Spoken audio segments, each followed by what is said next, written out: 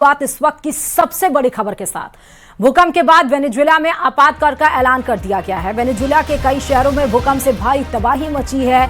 गगनचुंबी इमारतें धराशायी हो गई चंद सेकंड के अंदर। वेनेजुएला के कई शहरों में चारों तरफ सिर्फ और सिर्फ मलबा बिखरा हुआ है। आलम यह है कि वेनेजुएला में आपातकाल की घोषणा कर दी गई है। वहीं 10,000 लोगों की मौत की आशंका जताई जा सकती है। ये 43% यहाँ पर आधिकारिक पुष्टि लगभग बताई जा रही है। बता दें कि वेनेजुएला में 2 भूकंप आए हैं।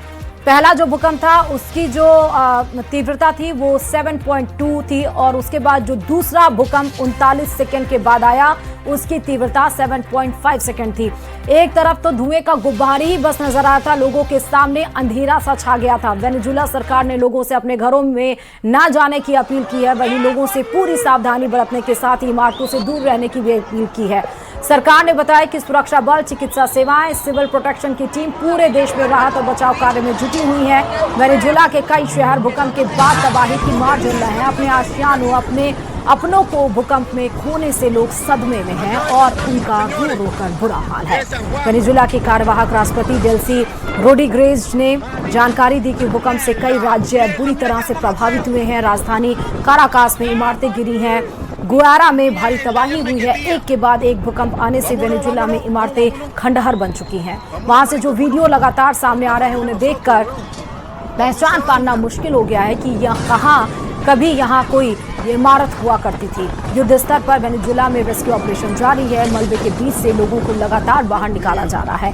मलबे के बीच एक डॉग को भी बचाया गया। वेनेजुएला के शहरों में शायद ही कोई ऐसा इलाका होगा जहां हालात अलग हों, क्योंकि लगातार आए 2 शक्तिशाली भूकंप से शहर खंडहर बन गया है।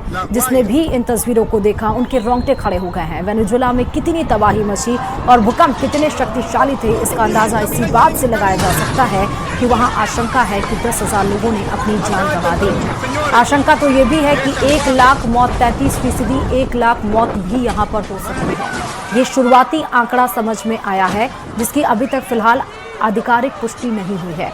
सोशल मीडिया पर, चाहे आप सोशल साइट एक्स पे जाइए, आप इंस्टाग्राम पे जाइए, आप टेलीग्राम पर जाइए, कहीं पे भी जाइए, वेनेजुएला से जो तस्वीरें निकलकर सामने आ रही हैं वाकई वो डराने वाली हैं।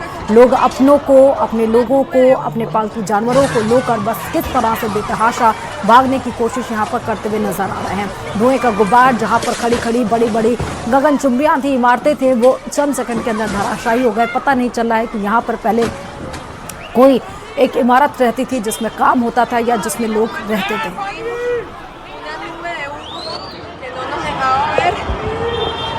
cuando bajamos el escenario